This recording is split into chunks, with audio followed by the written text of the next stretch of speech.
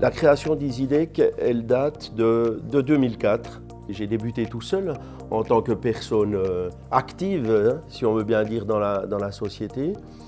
Et au fil des ans, si on se place 17 ans plus tard, aujourd'hui nous sommes 55 personnes.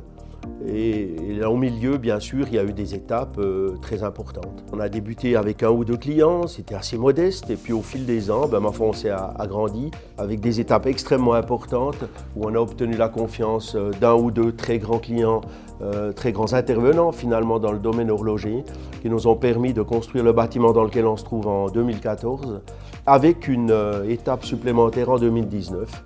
Et aujourd'hui, nous avons environ entre 3 et 4 000 m² d'exploitation. Nous avons rejoint le groupe Acrotech à fin mars 2021, donc c'est tout frais. La vision des choses d'Acrotech, pas uniquement versée et orientée sur les aspects purement financiers, mais partageant aussi une vision au niveau des ventes, au niveau de l'activité commerciale, a fait vraiment la différence. Aujourd'hui, nous sommes encore plus que largement dépendants du domaine horloger, hein, pour ne pas dire exclusivement dans le domaine horloger.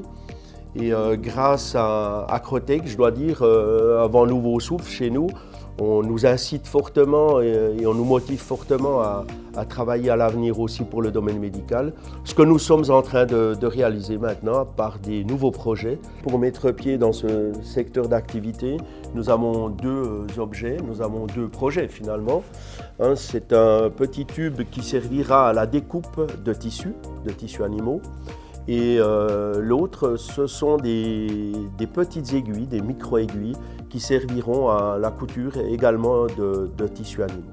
Les prochaines étapes pour EasyDeck, on va vivre déjà dans l'année qui suit, je pense, une consolidation de la société.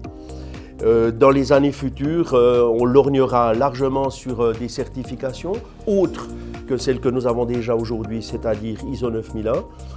Donc 13485 pour aller dans le médical.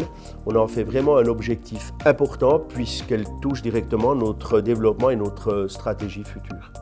Aujourd'hui, je pense qu'on se positionne finalement dans des marchés quand même de niche.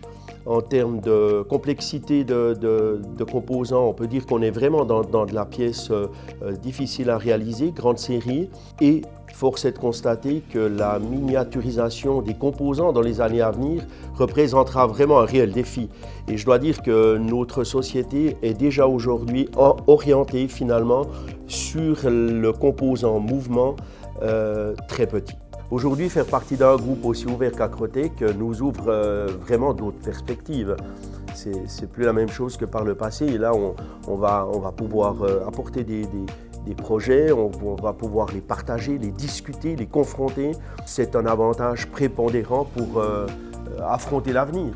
Acrotech, en l'occurrence, c'est vraiment des gens qui sont ouverts et qui viennent finalement du secteur industriel et qui comprennent largement la problématique de notre secteur.